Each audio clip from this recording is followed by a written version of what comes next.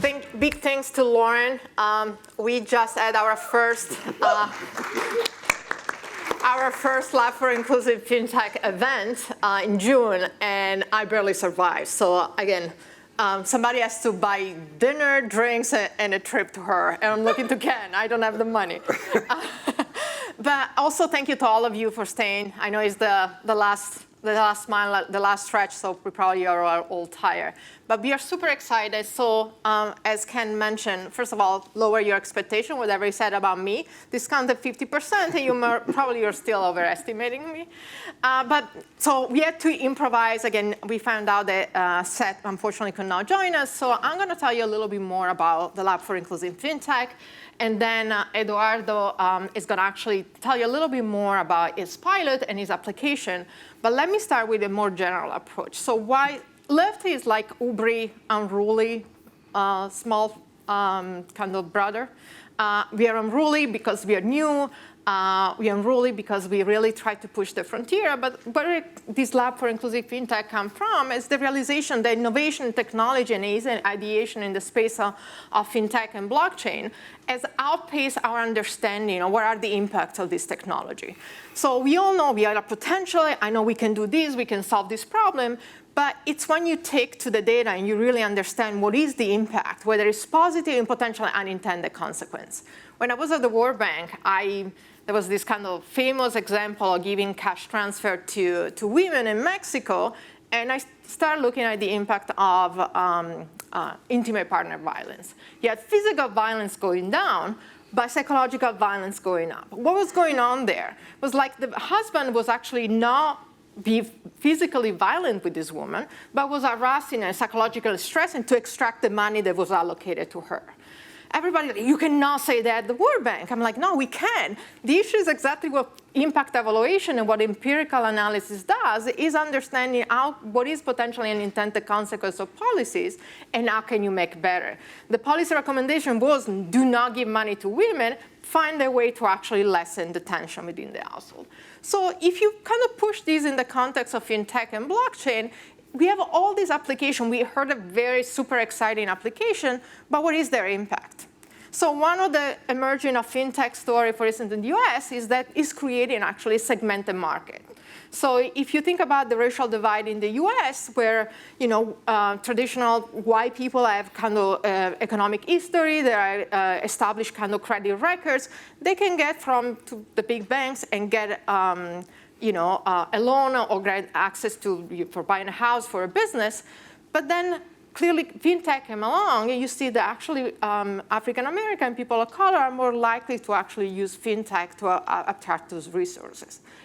Great resources. But now when African Americans are trying to apply for loans, they're backed by the big bank, they don't have the credit history. So this is where potentially unintended consequences that were not designed have to be taken into consideration, but even more so, it's very much can this technology, in particular in the case of blockchain, can work at scale for populations that are underserved and underbanked. Let me tell you a little bit of a snippet of some of the, again, we're fairly young, that's why we are with terrible brother of UBRI, and we are young, and we have started actually making very important partnership. In 2 years, we have collaborated, we already have in place partnership both with the World Bank and the IFC because they're interested in this solution. But before they wanted to scale it, before they want to say, these are you going to do the new form of payment or the new form of remittances, they really wanted to know what is the impact. We also collaborated with actually startups. Why? If we feel innovation has outpaced our knowledge, then the next best thing is go to the frontier innovation. And those are our startups, our venture capitalists. And every time I have the first meeting with a startup or with the private sector, they immediately, some people say, what is their value proposition? Why they would want to do a study with you? You guys are academic, probably you're going to slow it down. They're the one that made the connection. I was like, no, this is what my VC wants to take me from the first round to the second round. In a space where now we think about more and more as private sector having a social impact, and what are the ripple effect of this technology, then establish it rigorously. And again, not all evidence is created equal. I tell that to my students over time. Some you can say, if you adopt this technology, this is the impact, and then there is a correlation that is not causation. That we work in the space of the good evidence that leave the correlation as informative but not conclusive. And so you can see actually private sector partner, and we have several in Africa, in Latin America, and in many other places, they are the one now reaching out and is like, private sector has done A/B testing and customer acquisition and experimentation. Think about Facebook, and we're not even aware of it. Amazon does it all the time. Whatever appears in your feed, or when you go and you buy your next textbook on Amazon, is not at random. So what we do is we pair exactly the same A/B testing, but now we inform both product design and then impact. And which type of impact? It's not just that they open an account, that they use the app. So I'm going to give you a flavor, a couple of examples in the context of displaced and refugee population. The refugee status 10 years ago was completely different. There was a shock, there was a crisis, whether it was a climate crisis or a war, and then people eventually went back. Right now, it's becoming more of a permanent state, when then the issue becomes, how do you actually create new lives? These people live without certificate, whether it's like educational certificate, IDs. They need to open bank account. I was not a refugee, and to open a bank account from Italy in the US, in Berkeley, was one of the most difficult things because I didn't have a US credit history. You cannot send money back if you're refugees and you don't have a bank account and you don't have your paper. You cannot start a business. You cannot get a loan. And so this is where the power, and again, we have several studies hopefully coming on board and we can present next UBRI conference results.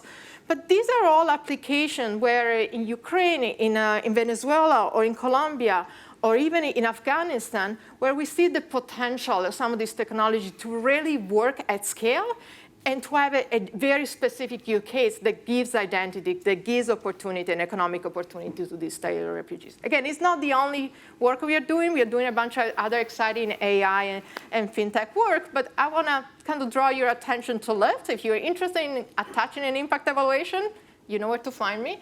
But Eduardo, and please introduce yourself, has done, with one of the first funding from UBRI, has done very exciting pilot, and it's one of the most predominant. Some actually thinks is one of the prime use cases, particularly in advanced economy and also in places like Brazil. So with that, Eduardo, all yours. Thank you very much, Laura. So yeah, just saying a little bit about me. I started my professional life as an engineer, but now after about 10 years, I decided to move to the academic life. And then I went to the business school, and I started working with banking technology. This is about 30 years ago. But working with banking technology for many years, I realized that the amount of technology, the way banks are developing technology in Brazil at the time, were not being used to expand the market in terms of to attract the poor to the financial system. Just to give you an idea, around 2000 in Brazil, we had something like 30% of the adult population with bank accounts, meaning 70% of the adult population didn't have bank accounts. So even if we are very, in terms of, I can tell you that the Brazilian banks are very proud of the level of the technology that they have there. So it's something strange. So why do you need that much technology so we cannot help most of the population? So that's when I started to think about, so how can we change this perspective? So let's start thinking on using technology to connect people to the financial system, to help them to have access to financial services, to loans, and to everything, to improve their lives. So this then was more or less, like 20 years ago, that when I started working on this perspective, and then I changed my research to this field that we now call digital financial inclusion. So then I started first working with a kind of system that were at the time were being developed in the pioneer form in Brazil called correspondent banking. Actually, correspondent banking is something normal that everybody knows, but in Brazil, correspondent banking becomes something very important to attract people to the financial system, because it's a way to connect a traditional bank to, small grocery store in a very far away place in the Amazon, for example, or even in the outskirts of the big cities, where it's the problem of the poverty and the lack of access to financial system is the same. And this changed dramatically the situation. I told you that in 2000 we had something like 30% of the population with access to the financial system. 10 years later, so around 2010, 2012, the number was close to 70%. So based on this technology or this infrastructure, it's not just the technology, it's also a business arrangement between banks and the small businesses.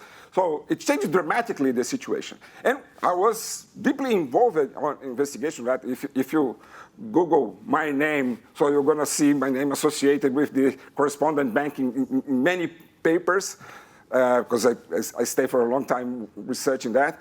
But when I was researching correspondent banking, I remember my conversation with a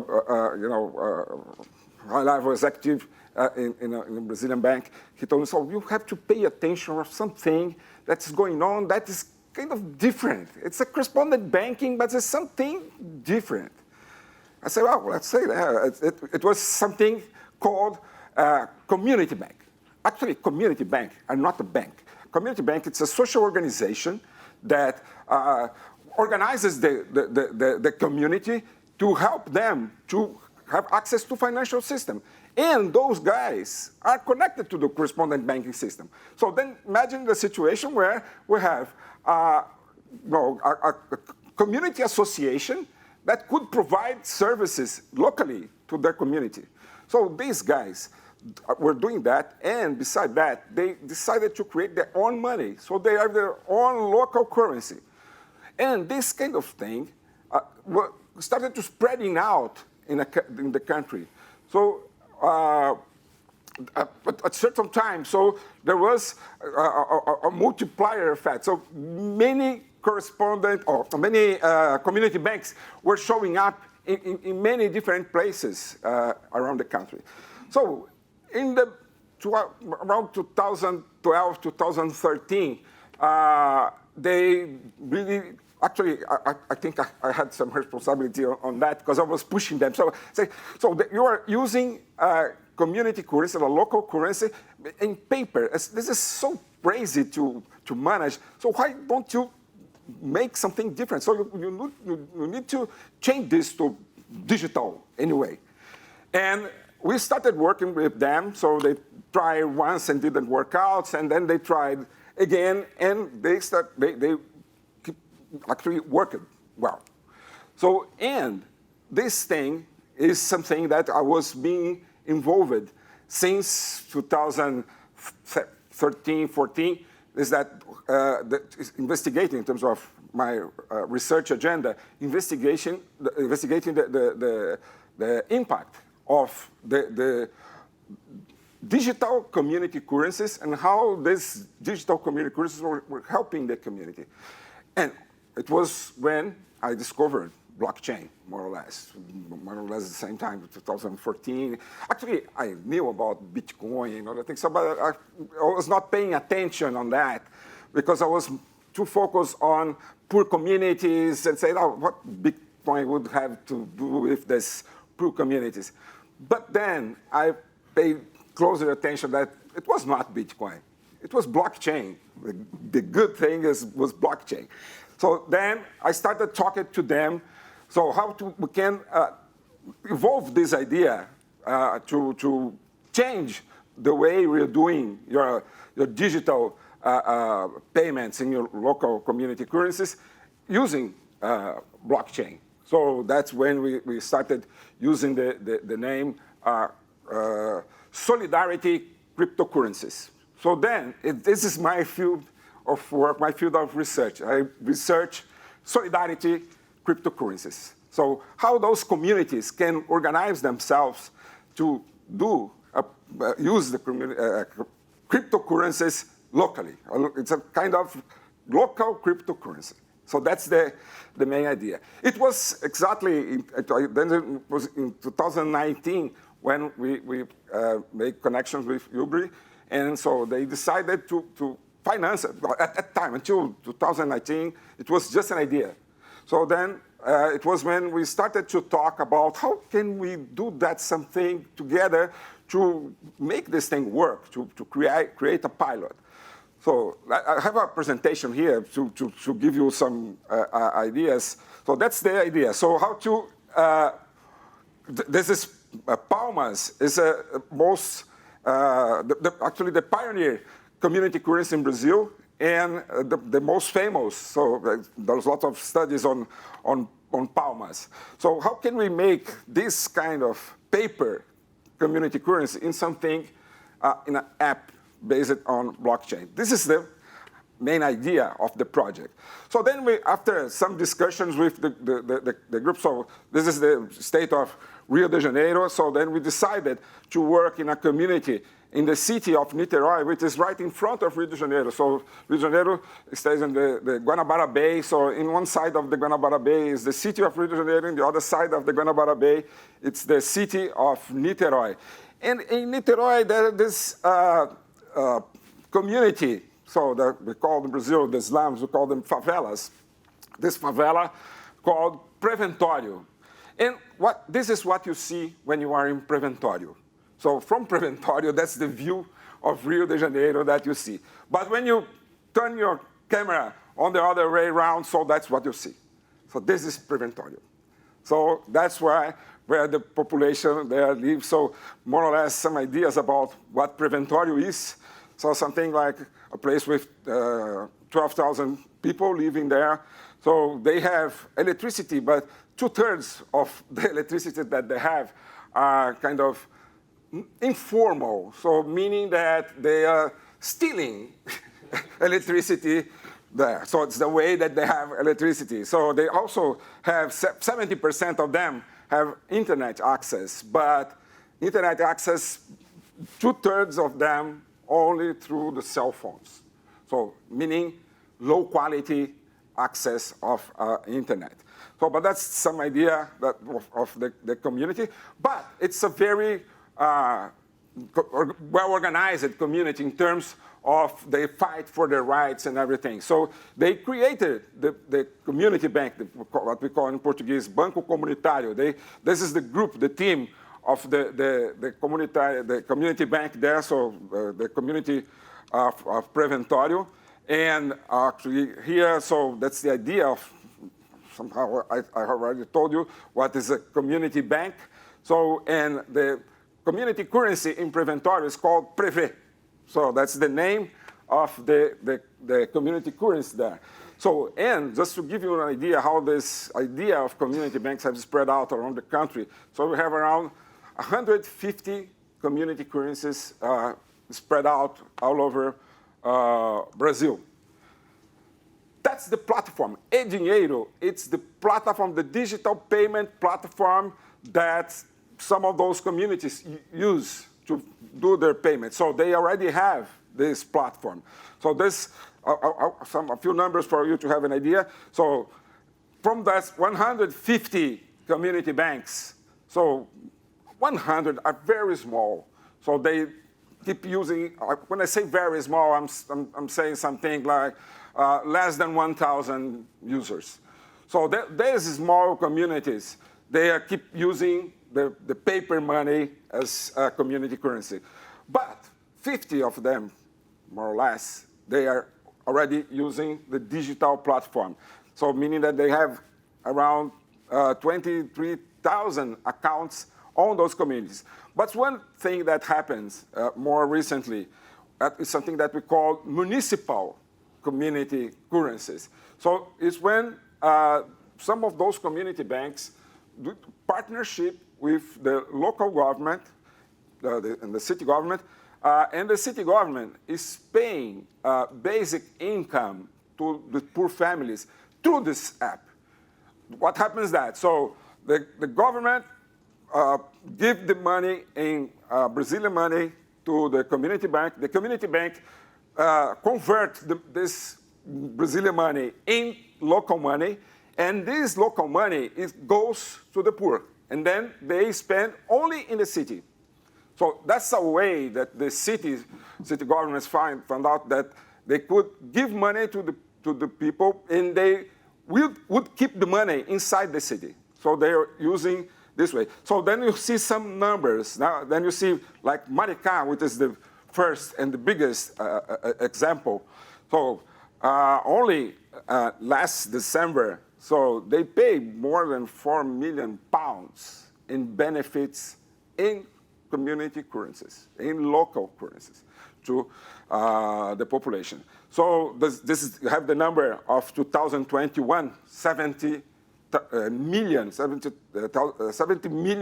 pounds distributed through this system in community currencies in just 8 cities.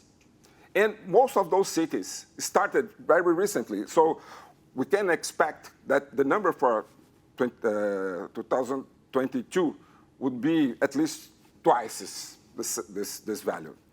So, and then it's where we decided to get in. So we decided to say, oh, this is nice, but we think that can improve this system. We can, if you use this blockchain on that, so we can make this thing work even better. And then we started to negotiate it. So then we have the idea. So I'm also a researcher at FGV, my school. I am a researcher from the Center for Financial Inclusion Studies. So we have a partnership with another center of studies in Rio de Janeiro, which is an engineering school, to help them to transfer the technology. And then we also have the partnership with the network of the community banks, and then with the Eduardo Institute, which manages the platform, and then with the local. So then we imagine that we have to talk to a lot of people to discuss the idea. So then, what was when the project started? So we actually started at the end of 2019. So in the very beginning, we were just studying alternatives. So I mentioned here Banco Inquiri. So if you go to Google and you just type Banco Inquiri, you have a video on a community that were in Brazil, in a very paradise place, where they are using, they have a community bank, they are using a blockchain platform different from ours, but we are discussing to them to learn a little bit of them. Then we start producing more academic work. So then you see that we have already produced master thesis, PhD dissertation, conference papers, teaching cases, explaining the whole project that we are doing. So actually, we are using kind of tool called Krypton, developed by this company, Blockforce, which is a company that is it's our partner in this project. Actually, this company, this startup that developed this tool is from a former student of mine. A little bit about how it works, the process, but I have already explained it to you. So then what we still have to do until the end of this year. So we are in the process of finishing this alpha pilot for this project, alpha test of this pilot. And then we're going to keep testing more until the end of the year to really implement the system in the community. That's what we expect for the more large scale for the next year. And anyway, so this is some ideas that we can discuss. If you go to this website, so you can get more information about the project. Thank you. That's fascinating. I have a question, but given we give you very little time to actually ask questions, do you want? If there are any questions, I will prioritize your question. Otherwise, I can ask a couple of questions to Eduardo. Are there any questions? So I'm going to tell you some of the things I encounter in my kind of 2 years experience of Lyft. Every time you adopt a new technology, there are two elements that are key. One is, can you scale it up? Mm-hmm. The other one is trust in the technology. Just because it works for you or we understand it, there is immediately a reaction.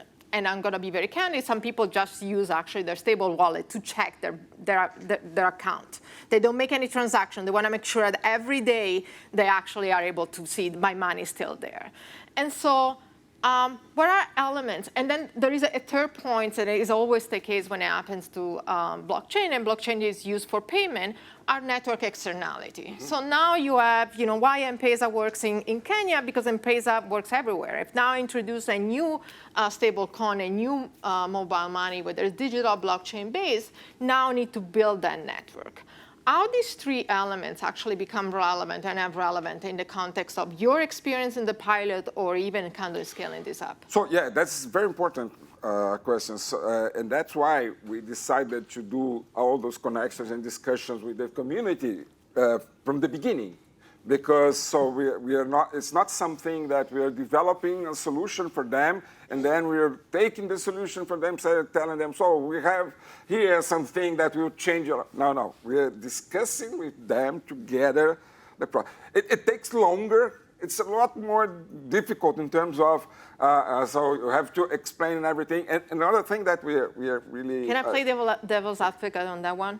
But what if you need to scale to all municipality in Brazil? So that's one very important point for them too, because to expand this network, which depends the connections with the local governments, so they have to have some kind of transparency. So, and they actually we help to convince them that with blockchain, they would have a much more powerful tool to be accountable to, because it's a public policy. It's becoming a public policy.